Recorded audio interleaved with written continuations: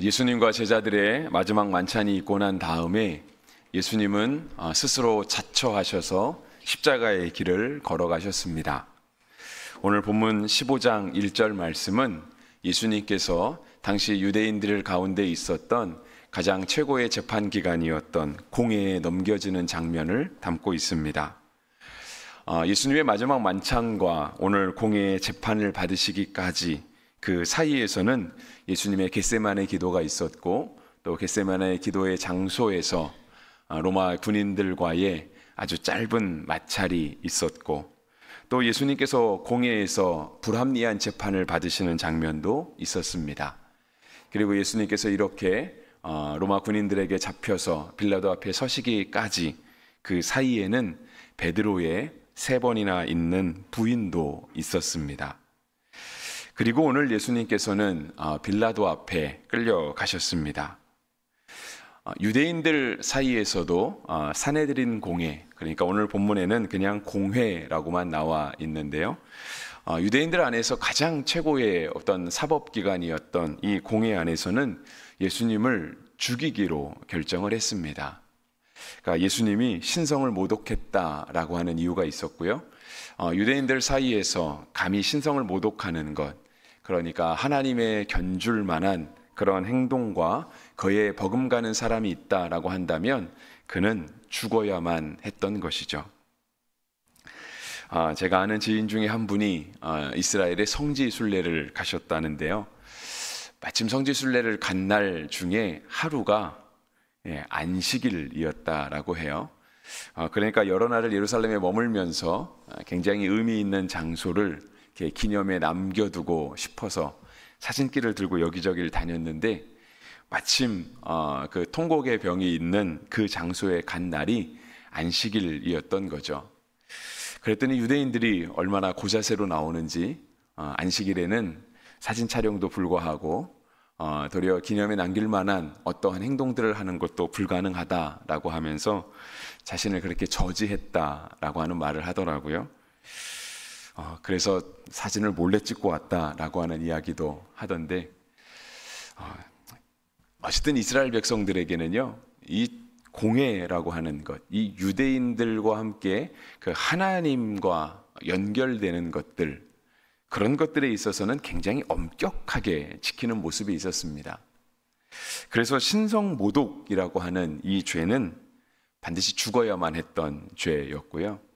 또 그렇게 예수님을 죽이기로 결정하기까지 이스라엘 백성들이, 유대인들이 그냥 편안하게 법전에 쓰여 있으니 신성모독이네, 당신은 죽어야 된다 라고 가는 게 아니라, 그냥 아주 차분한 가운데 그러한 판결이 내려지는 게 아니라 이스라엘 백성들이 굉장히 화가 나는 거예요. 흥분을 하는 거죠. 너가 감히 우리 하나님한테, 너가 감히 우리의 유일하신 하나님 앞에 이렇게 할 수 있느냐, 견줄 수 있느냐 라고 하면서 굉장히 분노하게 되는 그런 상황이 벌어지게 되는 거예요. 그래서 이스라엘 백성들 가운데 있었던 이런 예수님의 재판은 사실상은 굉장히 불합리한 재판이었습니다. 그래서 오늘 우리가 본문에는 해당하지 않지만 그 앞에 있는 이야기를 따져보면은요, 14장 59절에 보시면 그 증언도 서로 일치하지 않더라고 기록하고 있습니다. 그러니까 재판 자체가 아주 평안한 가운데, 아주 냉정한 가운데 진행된 것이 아니라 굉장히 감정이 격앙된 가운데 그 증언도 서로 일치하지 않는 중에도 예수님에게 사형의 판결이 내려지는 것으로 정해졌던 거죠. 그래서 공회에서 사형 재판, 이렇게 정말 예수님을 죽여야 되겠다라고 하는 결정을 하고 그들은 예수님을 빌라도에게 넘겼습니다.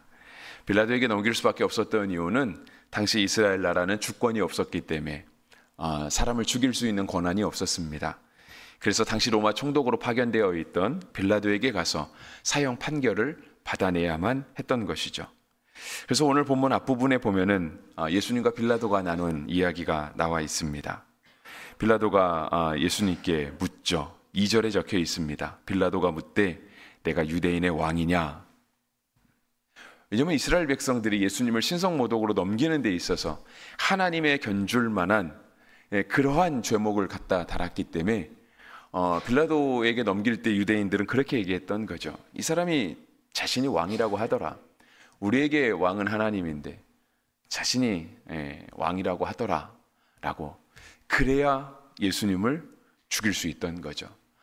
스스로도 신성모독을 했으니 죽일 수 있었고요. 빌라도에게 가서도 유대인의 왕 정도는 돼야 빌라도가 사형 판결을 내릴 수 있는 거예요. 왜냐하면 빌라도가 왕은 아니잖아요. 빌라도가 왕은 아니고 빌라도는 로마 황제의 부름을 받아서 그의 명령에 따라서 이 유대 지역에 팔레스타인 지역에 파견된 총독이었던 것입니다. 그러니까 지방을 관할하는 지방관이었죠. 그에게 많은 일들이 있었겠지만 저는 우리나라가 있었던 목민관이라고 하는 말이 참 좋은 것 같습니다. 그러니까 어쩌면 목양도 목민이라고 이렇게 이야기를 하죠. 목양, 목민. 단지 양을 쓰냐 백성 민자를 쓰냐 그 차인데요.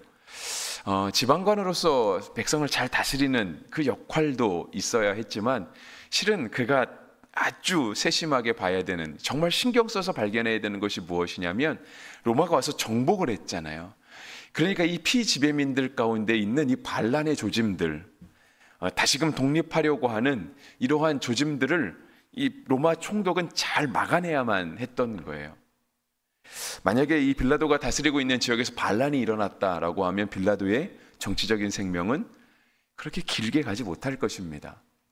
그런데 이런 빌라도에게 죄수를 죽여달라고 얘기를 하려면 이 사람이 반역자다, 이 사람이 스스로 왕을 칭했다, 우리에게 왕은 로마 황제인데 이 사람이 지금 왕을 칭했다라고 하는 이 정도의 제목은 가지고 가야 되는 거죠. 그러니까 유대인들에게는 신성모독이었고요, 로마 사람들에게는 마치 반역죄와 같은 그러한 죄명을 가지고 간 것이었습니다. 그래서 빌라도가 물었던 거예요. 내가 유대인의 왕이냐 물었던 거죠. 그랬더니 예수님이 하시는 대답이 내 말이 옳도다 였습니다. 내 말이 옳도다라고 하는 이 말을 다른 번역에서는, 그러니까 뭐 새한글이냐 어떤 공동 번역 같은 데서는 그것은 너의 말이다, 바로 너가 그렇게 얘기하였다라고 하는 뜻으로 번역을 했습니다. 그러니까 예수님은 한 번도 유대인의 왕이 되고 싶으신 적은 없으셨습니다. 오병이어 사건이 있은 다음에 많은 무리들이 예수님을 억지로라도 잡아다가 왕을 삼으려고 할 때도 예수님은 자리를 떠나서 산을 속 깊이 기도하러 가셨죠. 그러니까 예수님은 정치적인 왕이 되고 싶었던 그러한 의도는 한 번도 없으셨습니다. 다만 그들을 죄에서 구원하는, 그들을 죄와 사망의 법에서 해방시키시는 영혼의 구주, 바로 영혼의 왕이 되려고 하셨던 거죠. 그런 면에서 보면 예수님이 왕이신 것은 맞기는 합니다. 그래서 아마 오늘 본문 2절 끝에 내 말이 옳도다라고 하시는 예수님의 말씀은 바로 그런 의미를 담고 있습니다. 그것은 너가 한 말이다. 내가 스스로 왕이 됐다라고 말한 적은 없지만 너가 지금, 유대인들도 마찬가지고 너가 왕이냐고 물어보니 그 말이 틀린 말은 아니다. 하지만 그 말이 결코 정치적인 의미를 가진 것은 아니고 바로 우리를 죽음과 죄의 권세에서 해방시키시는 그러한 영혼의 왕이시다라고 하는 것을 예수님이 표현하셨습니다. 그리고 나서 예수님은 아무 말 하지 않으셨죠. 그리고 나서 예수님은 빌라도의 법정 사이에서 정말 아무 말 없이 그냥 그가 하는 말을 듣고 계시고 그를 고소하시는 말을 예수님은 그냥 듣고만 계셨습니다. 그랬더니 도리어 빌라도가 놀랍게 여기는 일이 벌어졌습니다. 그것이 4절과 5절인데요. 빌라도가 계속해서 재판관으로서 신문하면서 묻습니다. 근데 예수님이 아무 말 대답하지 않으시는 거예요. 그랬더니 너무 빌라도가 답답해서 얘기를 해요. 4절에 빌라도가 또 물어 이르되 아무 대답도 없느냐? 예수님 대답하지 않으시는 거죠. 그러면서 빌라도가 예수님을 향해 말하는 것이 그들이 얼마나 많은 것으로 너를 고발하는가 보라 하되, 그러니까 빌라도가 예수님을 향해서 답답했던 거예요. 당신을 지금 고발하는 사람이 밖에 얼마나 많은지 알고 있느냐, 얼마나 얼토당토되지 않는 그러한 말로, 그러니까 14장 59절에 따르면 그 증언도 서로 일치하지 않는 말로 지금 당신을 고발하고 있는데 왜 스스로 한마디도 변호하지 않느냐. 빌라도는 예수님이 아무런 죄가 없다라는 사실을 알고 있었습니다. 다른 복음서에서 보면 그렇고요. 오늘 복음서에서는 꼭 그러한 말을 직접적으로 표현하진 않지만, 왜냐하면 빌라도는 예수님을 놓아주려 했잖아요. 때려서 놓겠노라 할 정도로 예수님에게 죄가 없다라는 사실을 알고 있었어요. 오늘 본문에서는 도리어 10절처럼 이야기를 하죠. 이는 그가 대제사장들이 시기로 예수를 넘겨준 줄 알미러라. 그러니까 빌라도는 알았어요. 예수님에게 죽을 죄가 없다라는 사실을 알고 있었습니다. 예수님이 적극적으로 변호하면 예수님이 풀려날 수도 있는데 예수님이 그걸 안 하시는 거예요. 그러니까 빌라도가 답답한 거예요. 밖에 너를 고발하는 사람들이 얼마나 많은지 알고 있냐고. 근데 왜 아무 말도 하지 않느냐. 그랬더니 5절 끝에 빌라도가 놀랍게 여기더라. 예수께서 다시 아무 말씀도 대답하지 아니하시니 빌라도가 놀랍게 여기더라 했습니다. 예수님께서 아무 말도 하지 않으신 이유는 그렇죠. 우리를 구원하시기 위함이었습니다. 만약에 예수님께서 여기서 적극적으로 자기를 변호하셨다라고 한다면 어쩌면 예수님은 십자가의 처형을 받지 않으셨을지도 모르겠습니다. 아마 예수님의 죽음이 조금 더 뒤로 연기되었을지도 모르겠습니다. 근데 그렇다라고 한다면 예수님이 우리의 구주가 되신다는 사실이 흔들릴 수 있겠죠. 예수님이 우리의 죄를 대신해서 돌아가셨다라고 하는 사실 자체가 불완전해질 수 있을 것입니다. 오늘 본문 이후로는요, 6절부터 보시면 명절이 되면 백성들이 요구하는 대로 죄수한 사람을 놓아주는 전례가 있다라고 소개하고 있습니다. 그러니까 예수님이 십자가에 못 박히실 때 예수님과 함께 이 유월절 명절에 십자가에 못 박히는 사람들이 있었습니다. 우리가 잘 알고 있는 것처럼 예수님은 혼자 못 박히지 아니하시고 좌우 양쪽에 다른 2명의 강도와 함께 못 박히셨습니다. 아마 예수님과 함께 십자가에 못 박혀야 될 사람들이 2 강도 말고도 또 있었던 것 같습니다. 그러니까 명절이 되면 놓아주는 전례가 있었다라고 하시는 거고요. 7절에는요, 특별히 바라바라고 하는 인물을 언급하고 있습니다.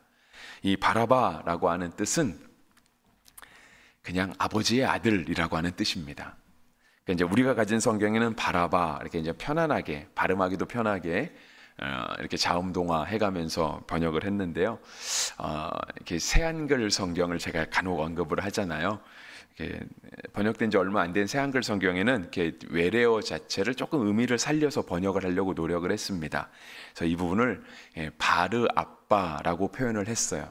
그러니까 바르는 아들이라고 하는 뜻이고요. 아빠라고 하는 뜻은 아람어 또 그 당시 말로 아버지, 아버지 할 때 아버지라고 하는 뜻입니다. 그러니까 아주 해석하면 편한 거죠. 그러니까 바르, 아들이라는 거예요. 근데 누구의 아들이냐? 아버지의 아들이라는 거예요. 우리는 다 아버지의 자식 아닙니까? 여기 중에 아버지의 자식이 아닌 사람은 아무도 없잖아요. 그러니까 예수님이 자신을 적극적으로 변호하지 않으시고요, 대신 살리려고 했던 사람은 누구였냐면 그냥 일반 사람들이었다라는 거예요. 이 땅을 살아가는 모든 아버지들의 그 자녀들, 이 땅에 존재하는 모든 인류를 예수님께서 구원하려고 하셨다라고 하는 거죠. 근데 그런 인류, 바르 아빠에 해당하는 아버지의 자식들은 어떤 죄를 지었는가? 어쩌면 여기서부터는 여러분들이 제 설교에 동의하지 않으실 수도 있을 것 같습니다. 하지만 저는 동의하게 되기를 간절히 바라고요. 아르 아빠, 모든 아버지의 자녀들이 어떤 죄를 지었냐라고 되어 있냐면 7절에 밀란을 꾸미고 밀란 중에 살인하고 체포된 사람이었다라고 하는 거예요. 예수님은 아무 변호하지 않으시고요, 스스로 십자가의 길을 자처해 가셨습니다. 그 말을 우리가 구약에서도 많이 인용을 하죠. 예수님의 이 땅에 오심은 구약의 예언을 성취하기 위함이다 라고 말하잖아요. 예수님의 구약이 성취하시는 말씀 가운데 가장 많이 인용되는 게 이사야 53장입니다. 특별히 7절에 이렇게 얘기하시죠.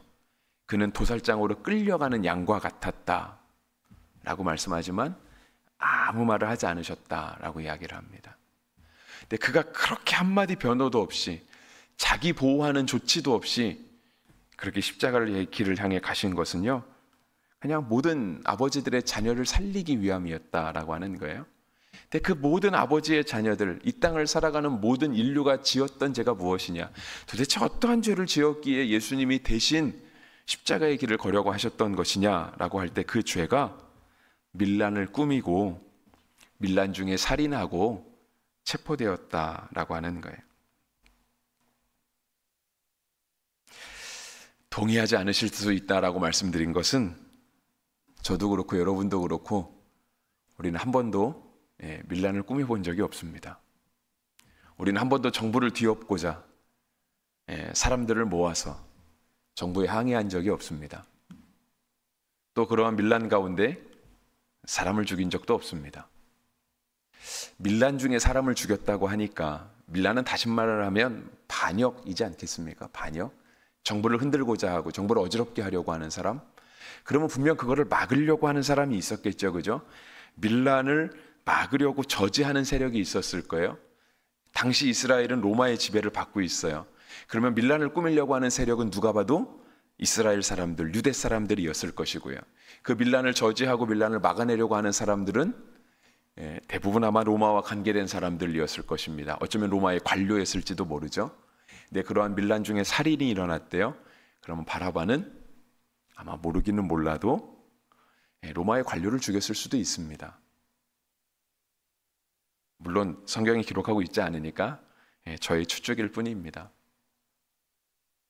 근데 예수님이 그를 살리자 하는 거예요. 근데 예수님이 우리는 고백하잖아요. 우리의 죄를 대신 지셨다. 우리의 죄값을 대신 치르셨다. 근데 예수님이 살리려고 하는 사람은 밀란하고 밀란 중에 살인한 사람. 근데 우리의 죄값을 대신하셨대요. 그럼 우리의 죄값은 뭐예요? 이것과 같은 거 아닌가요?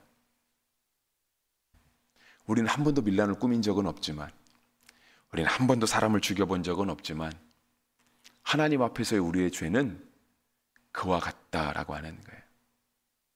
어쩌면 여러분은 동의하지 않을 수 있겠지만, 여러분 예수님을 처음 만났을 때의 그 첫사랑을 기억하십니까?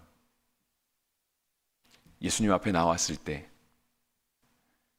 내가 그렇게 커다란 죄, 내가 살면서 그렇게 큰 죄 지은 적이 없는데, 밀란 지은 한 적도 없고 백성을 살인한 적도 없는데 하나님 앞에 끊임없이 흘려나오던 그 눈물을 기억하십니까? 그때 여러분 어떤 감정을 느끼셨죠? 아, 진짜 나 같은 죄인이었구나. 아, 진짜 나 같은 사람 하나 살리려고 하나님이 하늘 보좌를 버리고 십자가를 지셨구나. 오늘 보진 않았지만 14장 65절에 보시면 이렇게 예수님이 당한 모습을 묘사하고 있어요. 어떤 사람은 그에게 침을 뱉으며 그의 얼굴을 가리고 주먹으로 치며 이르되 선지자 노릇을 하라 하고 하인들은 손바닥으로 치더라. 나 같은 사람을 살리려고 예수님이 사람들이 그 얼굴에 뱉는 침을 맞으시고요. 어떤 사람들은 예수님의 얼굴에다 뭘 씌우는 거예요. 안대 같은 걸 씌우는 거예요. 그리고 막 뒤통수를 치고 아무데나 때리는 거죠. 맞춰봐. 너가 선지자라며 누가 때렸게. 이런 모욕을 받으셨다라고 하는 거예요. 근데 그 예수님이 날 살리려고. 날 살리려고. 나는 밀란한 적도 없고 살인한 적도 없는데 나 같은 사람 살리려고. 근데 그때 받았던 은혜를 생각하면 맞아요. 그때 우리는 느꼈잖아요. 내가 세상에서 제일 큰 죄인이구나. 그 어떠한 세상의 죄인보다도 나보다 더 나쁜 죄인은 없겠구나 라고 하는 것들을 우리가 하나님 앞에 다 울며 자복하며 회개했잖아요. 그리고 우리가 그 사랑을 깨달을 때 그 사랑을 어떻게 깨닫죠? 나만큼 하나님의 사랑을 받은 사람이 없구나. 하나님 세상에서 나를 제일 사랑하시는구나. 실은 여기 계신 한 사람 한 사람이 오늘도 새벽을 깨우는 한국교회의 모든 특별 새벽 기도하는 그러한 새벽을 깨우는 분들 다 똑같이 고백하잖아요. 내가 하나님 앞에 제일 큰 사랑받아. 세상에 나보다 더 큰 사랑받은 사람은 아마 없을 거야 라고 고백할 정도로. 근데 그 사랑이 경험되면 그렇죠.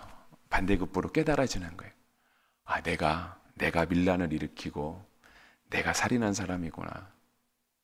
내가 그보다 더 심한 죄인이구나가 느껴지게 되는 것입니다.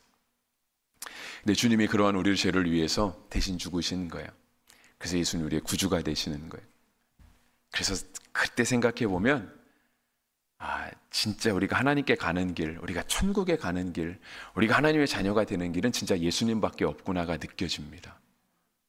누가 예수님을 향해, 예수님이 유대인의 왕이죠, 막 유대인들이 몰아세워서 너가 신성모독, 네가 하나님이라며 그렇게 추켜 세우지 않아도요, 빌라도가 밀란을 잠재우기 위해서 너가 유대인의 왕이라며 나중에 예수님의 십자가 꼭대기에 붙잖아요. 유대인의 왕이다라고 붙잖아요. 누가 그렇게 표시하고 막 광고하고 떠들지 않아도 진짜 우리가 하나님께 가는 길은 정말 우리의 왕이신 분은 예수님밖에 없구나가 고백이 되는 거죠.